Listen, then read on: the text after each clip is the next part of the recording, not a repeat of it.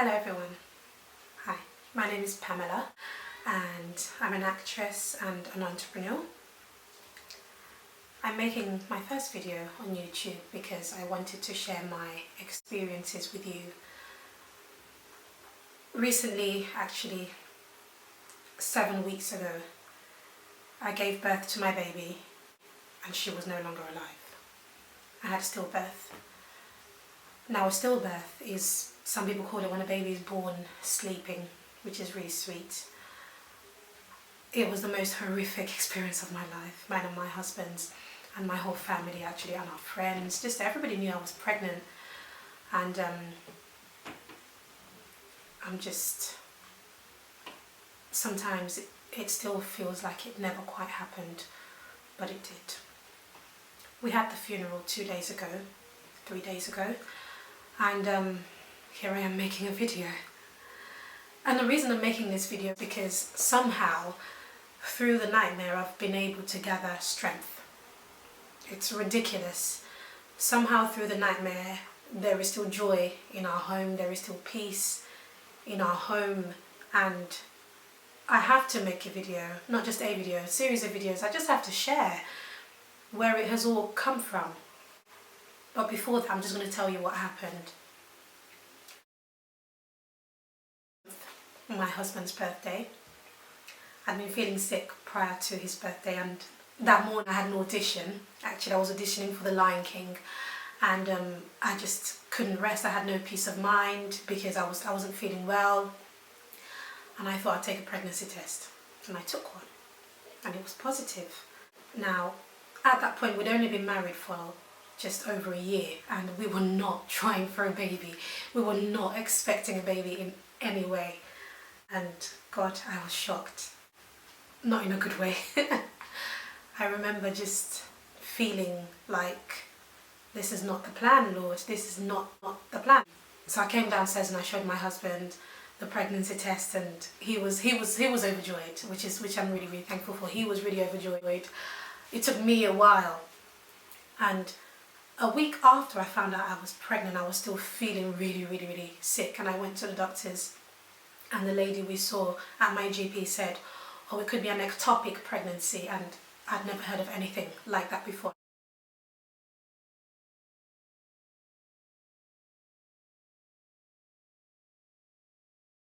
We were referred to the hospital to check, to do scans.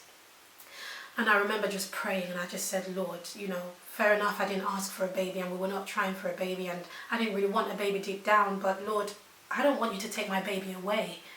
I just want you to help me to feel better about having a baby. I want you to help me to feel stronger about being a mum. It's something that's going to happen in the next few months, and I've got time. Just change my mind. And so we went to the scan, and thankfully it wasn't ectopic, it was fine. And the sickness, the pain that I was having just went away, and throughout my whole pregnancy, really, everything was amazing. I wasn't sick. God was good. I wasn't sick once. I didn't have any cravings. My mood wasn't up and down. It was just blessed. I did lots of things. I did a commercial as well with my pregnant self, with my big bump. I did a commercial. And I did a play. In the play, because I'm quite small in stature, nobody even knew I was pregnant. It was just an amazing time. I was, 8 months pregnant, so I went on maternity, and I started to have pain.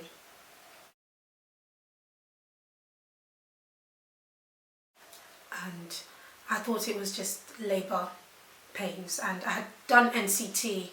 I'd done the antenatal classes and everything. Me and my husband, we'd done all that, and what they say is when you are, labour rather, is in stages, first stage, second stage and third stage. So first stage is just when labour starts and you are dilating up to 3 centimetres. Second stage is when you are dilating from 3 to 10 centimetres, and the third and final stage is when you are actually pushing and having the baby.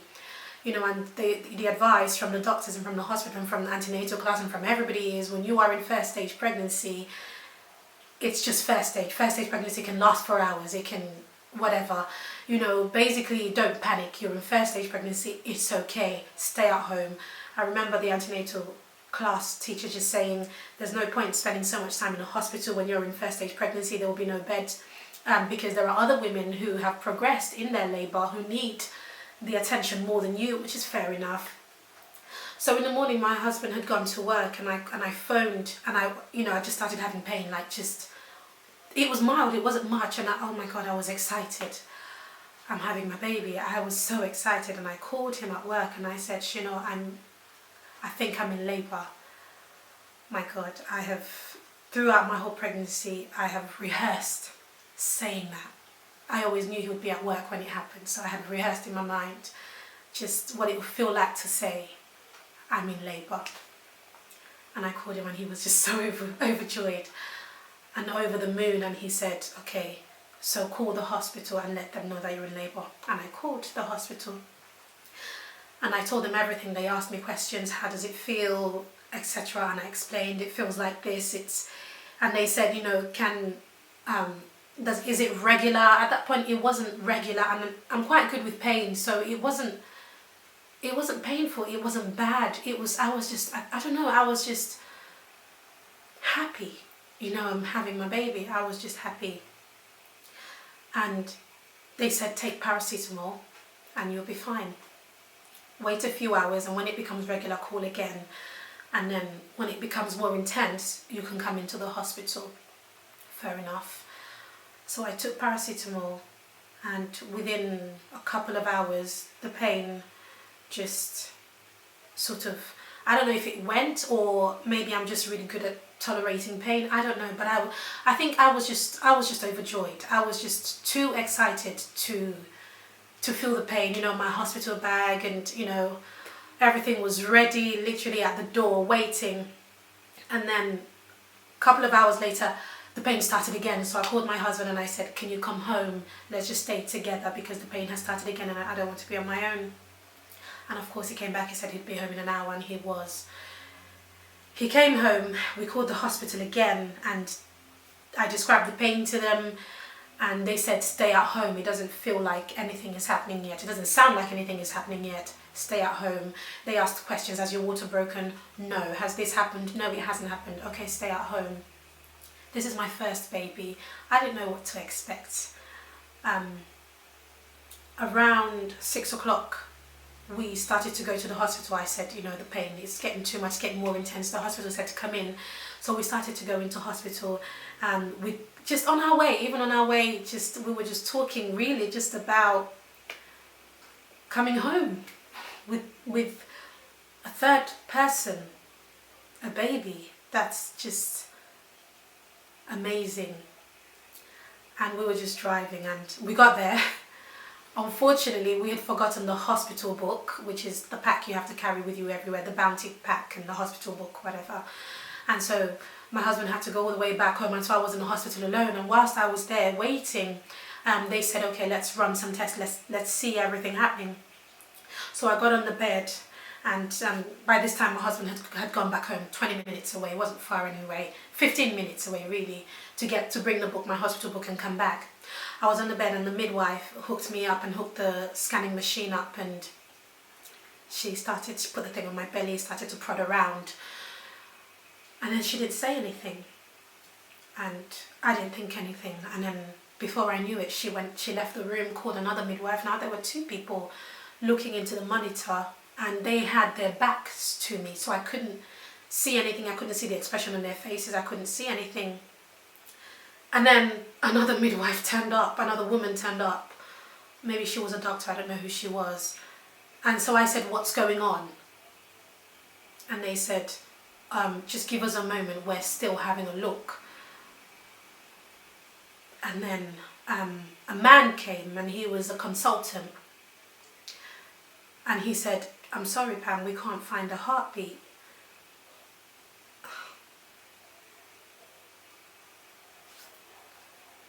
And I was just like,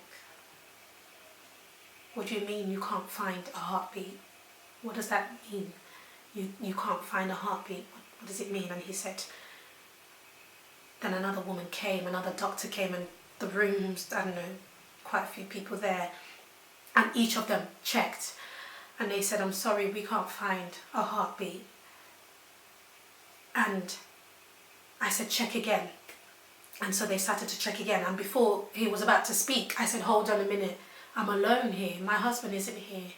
My mum isn't here. My sister isn't here. There's nobody here. I'm alone. I can't hear this on my own. This is too much for me. I called my husband. He was on his way back already. And because he was driving, I couldn't speak over the phone. I just said, can you hurry up? I really need you here with me. And he came, and as soon as he arrived, he arrived and this beaming smile was on his face, and I said, babe, I'm really sorry, but they can't find a heartbeat. Oh my God, he just dropped to the floor. He just fell to the ground. And we were just silent. And the man he held my ankle and he looked me in the eye and said, I'm sorry. It happens. And I think the first thing that came to my mind was, what do you mean you're sorry? It happens. Like, what the hell? What do you mean I'm sorry? Oh, anyway. That was it. I called my mum, within God knows what, everybody turned up, my whole family, my husband's family. We're Christians, and they kept me in the room. It was my own private room, and we just started praying all night. We prayed all night. Everybody prayed. We just were speaking in tongues. We were just praying the whole night, just refusing to accept the report. And it was a Friday. Following day, we woke up and I asked them to run more tests, check on me. They ran a test and they said, nope, still no heartbeat. Nope, we're not accepting that. Let's keep praying. Everybody kept praying. And then they just started talking about, I need to give birth, I need to be induced, and so on. And I said, okay, that's fine, because I thought, we really believed our baby was still alive. We really, really believed that without a shadow of a doubt. I called people from church. There's a doctor in church that we know quite well. We called him for advice, what to do, what to say to the hospital, and everything just started to happen. But we still held on to the fact that our baby could still be alive, because we'd been praying. And soon after, they injected me with something, I can't remember what it's called. Just so much was happening, I can't remember details because it was just all too much to deal with. They gave me an injection, I can't remember what it's called, and they gave me tablets to take to induce me. And here we are, me and my husband, thinking, okay, we're going to give birth, and we're trying to do this with faith.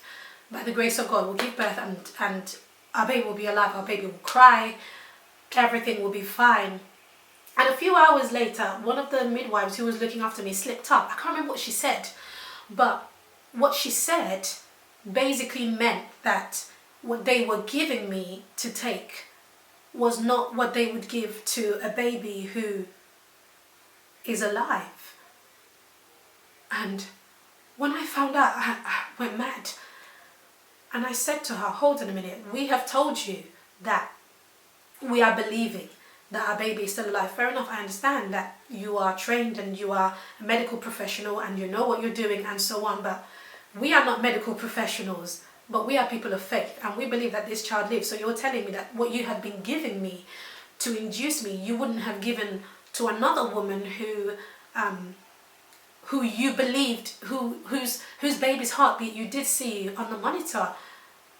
And she said, no, we wouldn't. And then she just left the room and called somebody who was higher than her, who came and literally just looked at us in the face and just said, you know what, basically, she didn't say it in the same words, but pretty much she was trying to say, your baby is dead, this is the procedure, and this is what we're going to do. Oh my God. Do you know, I don't even know, at that point, what was more painful, the fact that we're battling with the possible loss of our child, or the fact we just wanted to be treated differently. That, I think till today, that's what pisses me off the most, actually. That's what hurts me the most. The fact that we were treated one way, because as professionals, they had a procedure. You have two procedures. One procedure if you believe the baby is alive. Another procedure if you believe the baby isn't alive. And they made the decision, you know, to induce me in that way. I felt like I had no rights. I felt like my baby had no rights. I felt like we had no chance. We had no chance to even continue to pray.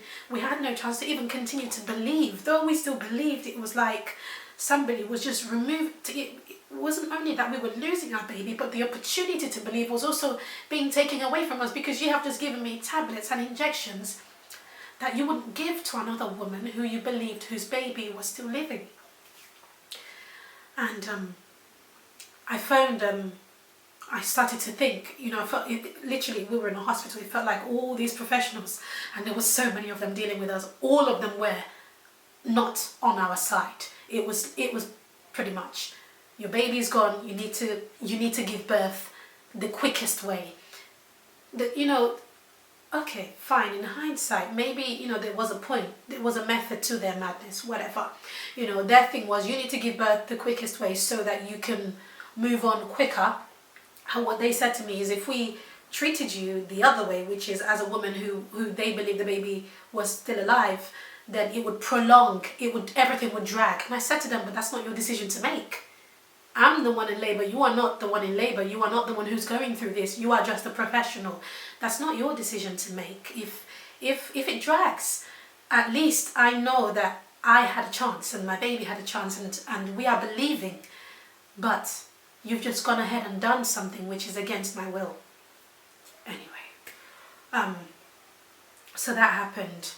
And I called the head of the NCT, our NCT class where we go, and she just was so upset for me, of course. And she started to give me advice, and she said, okay, you need to override all the professionals you're dealing with. The person you need to speak to, their title is the head of midwifery. You need to override them and ask to speak to the head of midwifery so that you can have things done your way, which is what I wanted. You know, I don't care what you think or what you believe as a professional. You know, I want things done my way because I'm the one who's dealing with this, not you. So we asked to speak to the head of midwifery. The midwives were not too happy about that. Eventually, after a few hours, we came. This is dragging on over 3 days, by the way. After what felt like forever, she finally came. And she came into the room where we were, me and my family. And here's me on the bed with my big belly hooked up, dealing with this. My husband there, we're both in tears. Everybody's in tears. She came in, not only did she come in, she came in with a consultant and a few other midwives. It was like an army came into the room to talk to us. And immediately I looked at my husband and I thought, and I said to them, actually, we'd like to speak to just the head of midwifery. And they all looked at each other, and a few of them just left, and the head of midwifery said, okay, can this other doctor stay? I just think she didn't want to speak to us on her own. Fine, whatever. And so we spoke to her and we explained that